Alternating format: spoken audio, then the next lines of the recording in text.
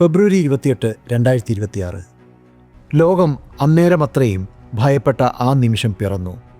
സമാധാനത്തിൻ്റെ എല്ലാ വാതിലുകളും അടച്ച് പേർഷ്യൻ കടലിടുക്കിലെ അലകൾക്ക് ചോരയുടെ നിറം പകർന്ന് ഒരു വൻ യുദ്ധം പൊട്ടിപ്പുറപ്പെട്ടിരിക്കുന്നു. ഇസ്രയേലും അമേരിക്കയും സംയുക്തമായി നടത്തിയ ഓപ്പറേഷൻ എപ്പിക് ഫ്യൂറി ഇറാൻ്റെ ഹൃദയഭാഗമായ ടെഹ്റാനെ ഞെട്ടിച്ചു. പക്ഷേ തകർക്കപ്പെട്ട കെട്ടിടങ്ങൾക്കും നിലച്ചുപോയ ആണവ പ്ലാന്റുകൾക്കുമപ്പുറം ഇറാൻ കാത്തുവച്ച തിരിച്ചടി ലോക സാമ്പത്തിക ക്രമത്തിൻ്റെ തന്നെ ശ്വാസം മുട്ടിക്കുന്നതായിരുന്നു. ടെഹ്റാനിൽ നിന്ന് ആ പ്രഖ്യാപനം വന്നിരിക്കുന്നു: ഹോർമൂസ് കടലിടുക്ക് ഞങ്ങളിനി അടച്ചിടുന്നു. ലോകത്തിൻ്റെ എണ്ണനാടി മുറിച്ചു മാറ്റാനുള്ള ആ തീരുമാനം ആഗോള വിപണിയെ എങ്ങനെ തകിടം മറിക്കും? വരൂ നമുക്ക് നോക്കാം. ഇറാനെതിരെയുള്ള ഇസ്രയേൽ അമേരിക്ക സംയുക്ത ആക്രമണം പെട്ടെന്നുണ്ടായ ഒന്നായിരുന്നില്ല. ഇറാൻ്റെ ആണവ പദ്ധതികൾ തടയുക എന്ന ലക്ഷ്യത്തോടെ മാസങ്ങളായി നീണ്ടുനിന്ന തർക്കമാണ് ഈ വലിയ യുദ്ധത്തിൽ കലാശിച്ചത്.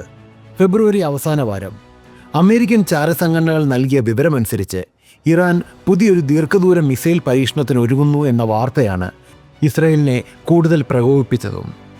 പരമോന്നത നേതാവിൻ്റെ വസതിക്ക് നേരെയുണ്ടായ ആക്രമണവും അതിൽ അദ്ദേഹവും കുടുംബവും കൊല്ലപ്പെട്ടതും ഇറാൻ്റെ അഭിമാനത്തിനേറ്റ വലിയൊരു മുറിവായിരുന്നു.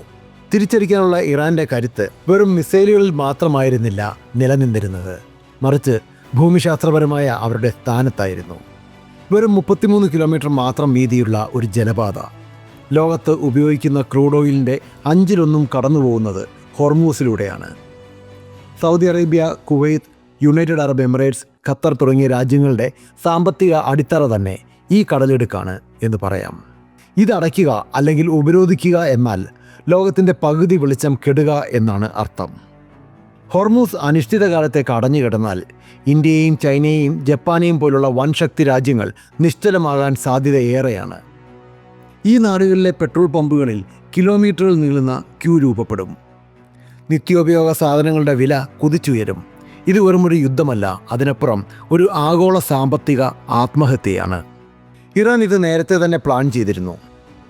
അവരുടെ ആൻറ്റി ആക്സസ് തന്ത്രം അമേരിക്കൻ നാവികസേനയെ പോലും വിറപ്പിക്കുന്ന ഒന്നാണ്. കപ്പൽവേദ മിസൈലുകൾക്ക് പുറമെ ചെറിയ ബോട്ടുകൾ ഉപയോഗിച്ചുള്ള ചാവേർ ആക്രമണ സാധ്യതകളും കടലിനടിയിലെ സ്ഫോടക വസ്തുക്കളും ചേർന്ന് ഹോർമൂസിനെ ഒരു മരണക്കിണിയാക്കി തന്നെ മാറ്റിയിരിക്കുന്നു. അമേരിക്കയുടെ 5th ഫ്ലീറ്റ് ഇറാനിലേക്കുള്ള സൈനിക നടപടികളുടെ ഭാഗമായി ബഹ്റൈനിൽ സർവ്വസജ്ജമാണ്. പക്ഷേ ഒരു ഓയിൽ ടാങ്കർ എങ്കിലും തകർക്കപ്പെട്ടാൽ കപ്പലുകളുടെ ഇൻഷുറൻസ് തുക വർദ്ധിക്കുകയും ഷിപ്പിംഗ് കമ്പനികൾ ഈ വഴി ഉപേക്ഷിക്കുകയും ചെയ്യും. ഇറാൻ കൃത്യമായി ലക്ഷ്യം വെക്കുന്നതും അതുതന്നെയാണ്. ലോകശക്തികൾ നിലവിൽ 2 തട്ടിലായിരിക്കുകയാണ്. ഇസ്രയേലിൻ്റെ നടപടിയെ അമേരിക്ക ന്യായീകരിക്കുമ്പോൾ ലോകത്തെ പട്ടിണിയിലേക്ക് തള്ളിവിടുന്ന ഈ യുദ്ധത്തെ റഷ്യയും ചൈനയും കഠിനമായി എതിർക്കുന്നു. ഇന്ത്യയെ സംബന്ധിച്ചിടത്തോളം ഇതൊരു ഇരട്ട പ്രഹരമാണ്. ലക്ഷക്കണക്കിന് പ്രവാസികൾ മധ്യപൂർവേഷ്യയിൽ കുടുങ്ങിക്കിടക്കുന്നു.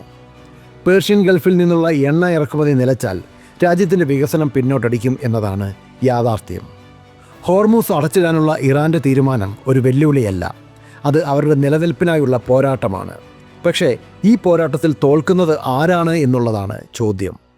യുദ്ധങ്ങൾ സൃഷ്ടിച്ച് ആയുധം വിൽക്കുന്ന രാജ്യങ്ങളോ അതോ ഈ ആയുധങ്ങളുടെ ഫലമായി പട്ടിണിയിലാകുന്ന സാധാരണക്കാരോ? നയതന്ത്രത്തിൻ്റെ വഴികൾ അടയുമ്പോൾ തോക്കുകൾ സംസാരിക്കാൻ തുടങ്ങുന്നു. ഹോർമൂസ് കടലിടുക്ക് ഇന്ന് ലോകത്തിൻ്റെ വിധി നിശ്ചയിക്കുന്ന ഒരു മുനമ്പായിട്ടാണ് മാറിയിരിക്കുന്നത്. മേഖലയിൽ സമാധാനം ഒരു സ്വപ്നം മാത്രമായി അവശേഷിക്കുമ്പോൾ നാളെ ലോകമുണരുന്നത് ഇരുട്ടിലേക്കോ അതോ പുതിയൊരു സമാധാന ചർച്ചയിലേക്കോ? വാർത്തകൾ ശുഭമായിരിക്കട്ടെ എന്ന് നമുക്ക് പ്രത്യാശിക്കാം.